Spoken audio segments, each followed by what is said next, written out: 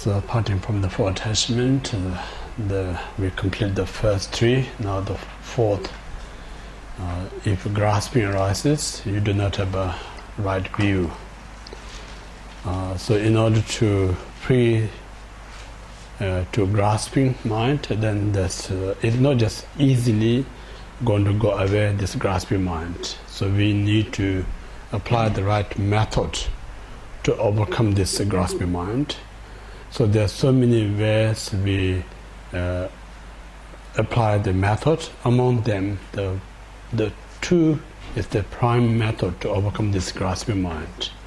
The first one is a shamatha meditation or single-pointed meditation. Second is vipassana or insight meditation. So the prime uproot the grasping mind is vipassana. But vipassana impossible to develop without the shamatha. Therefore, first one need to develop the shamatha, then naturally it develops the vipassana. So as a beginner, the place where we meditate is so important, because our beginner mind is like a monkey mind, very easy to run everywhere. So we need to find out somewhere that's very quiet, no one disturbs. So if you're quiet and no one disturbs, much easier to concentrate for beginner. Yeah,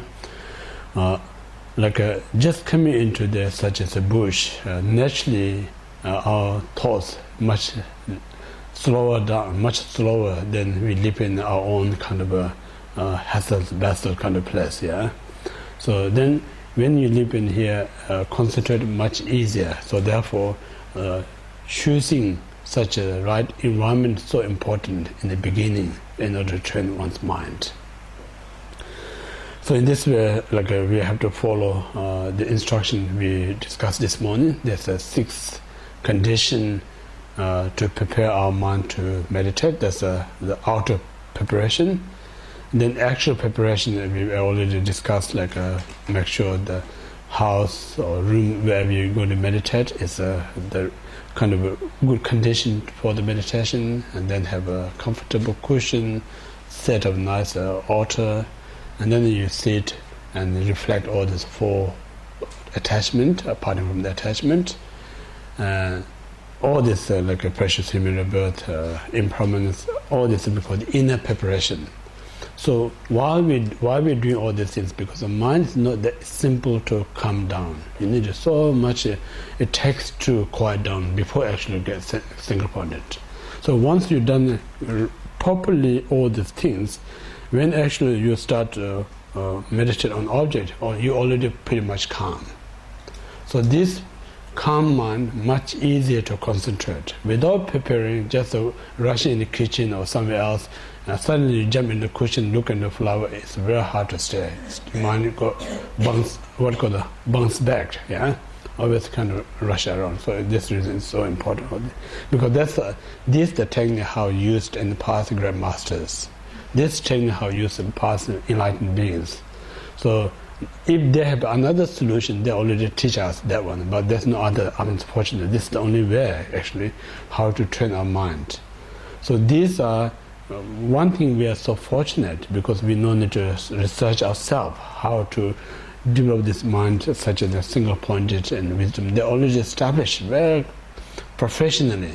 So only what we need to do is learn and follow the steps. If we learn and follow steps, definitely we will achieve same quality, same kind of realization as all the previous masters achieved. Yeah? So that's the reason it's so important to follow the right step. So now, we talk about 9 stages of meditation. Yeah, 9 stages of meditation. The first we call the placement of the mind. So that means once you sit in a correct position, like a 7 Vajrayana position, and then look through the tip of your nose, either Buddha statue or ordinary object, or blue flower or blue color is optional. But because this is not Lamde tradition, it's just a mind training shamatha. You not compulsory the blue flower. You can use in other object. But then some teachers recommended the Buddha image. When you use the Buddha image, always good to more concentrate, more like between the eyes, like where you should become third eye. So just concentrate there. And when you concentrate the Buddha's kind of more like a forehead, this double beneficial. First, it's like a help your concentration. Second, it develops a genuine devotion to the Buddha. So it's a true beneficial. So that more recommended. As long as we need one object to consider, the best object is holy object, the Buddha. Yeah? So when you, or whatever object you use, the first placement of the mind means like a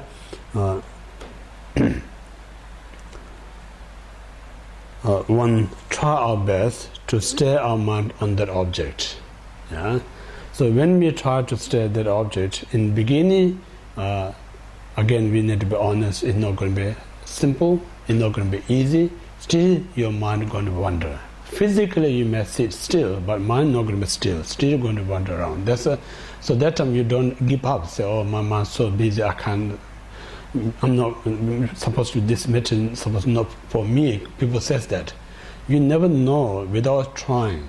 You know? We just only try once or twice or 3 times or maximum 4 or 5 times, then we give up. I mentioned yesterday, like enlightened being try hundreds times before they make any comment. Yeah? So after 100 times you really follow the right instruction, try your best.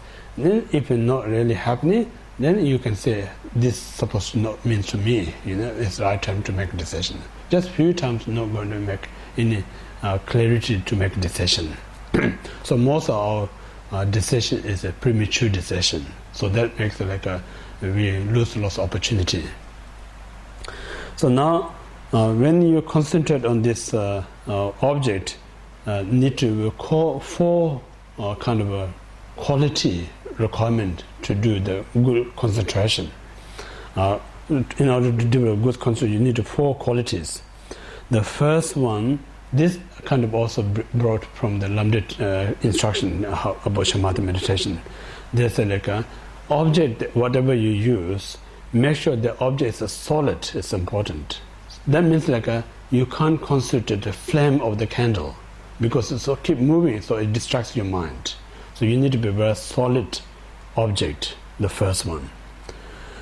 Second is like when you meditate, make sure your body, physical posture is very kind of stable, like a statue.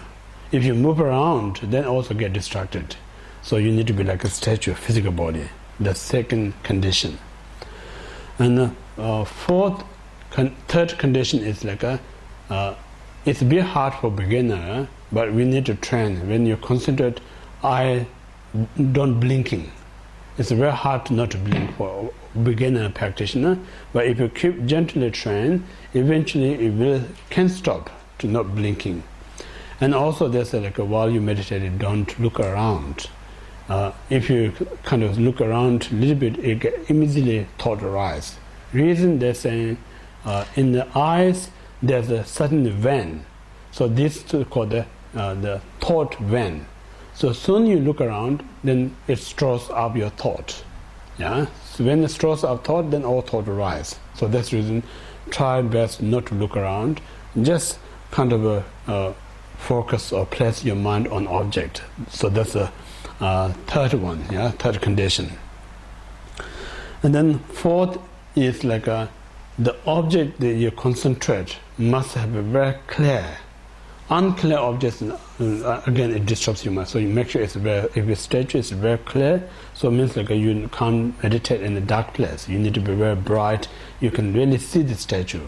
You can really see the object. So that's the 4 things. This 4 is a requirement in order to develop this concentration. Yeah. And then when you place your mind on the object, you may get 3 kind of you need about 3 kind of state of mind. So what state of mind means like when you place on object, you have some kind of feeling, joyness is important, because that joyness is help you to stay a longer period of time. If you not have a joy, then you're not going to continue that. So it's the first one. And the second is like when you concentrate the object in your mind as clear as possible. Not just looking object. Sometimes we look, but our mind's unclear. That's not good. You need to kind of bring that object, very clear picture in your mind. That's the second one. And then third is non-conceptual. Non-conceptual means like don't describe anything. Just reflect that object in your mind, but don't say this is a beautiful shape or this is this and that. Don't. Soon you describe, your mind start wandering. Yeah. So again, our human beginner habit, when we always describe when we see things. So when you come to meditation, first you're going to describe. So the moment you describe, you have to notice this is not the normal way. Now I'm training my single pointedness, so should not be described. So in this way, let just object. Like imagine your mind is like a water, and then object is like a moon. This moon reflects in the water. So that kind of way. So the moon reflects in the water. Water not going to describe about the moon. So similar, the object just reflect in your mind, but don't describe. Just let this picture in your mind. Keep that object in your mind. So these three requirements in order to stabilize your concentration. Yeah.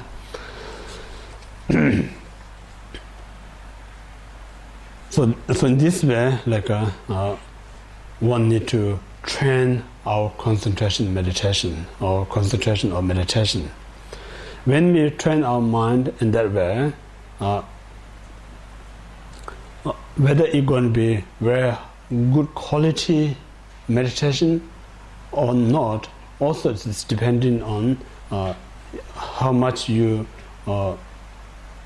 overcome obstacles. If you have there's lots of obstacles, then even you concentrate, you're not going to have a high quality concentration.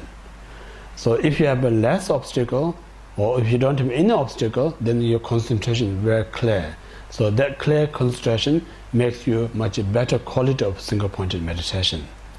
So how make this better quality of shamatha meditation? Then we need to recognize 5 obstacles. Yeah? 5 obstacles, and then 5 obstacles has 8 antidotes. Yeah?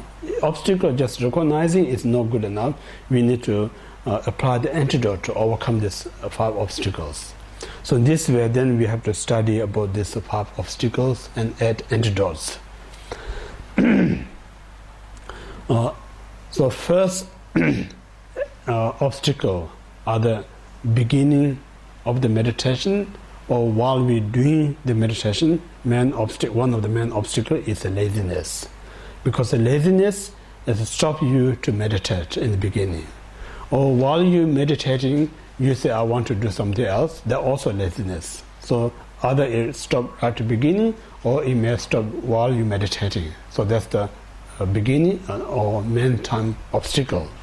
So I mentioned there's 2 types of laziness. One is a passive, like you don't want to do anything but sleeping. That's a passive laziness. Another one is active laziness, just avoiding, say, I'm busy, I have to do it, so important, but really not important than meditation. So just for excuse, So that reason, you're just actively doing some destructive things. So whatever is obstruct the meditation. So in order to overcome, first you need to recognize this is laziness. If you just give power to the laziness, either it stops to start meditation, or even you start, it's not going to going to disturb you to complete this meditation. So now, to start and to complete the meditation, we need to overcome this laziness.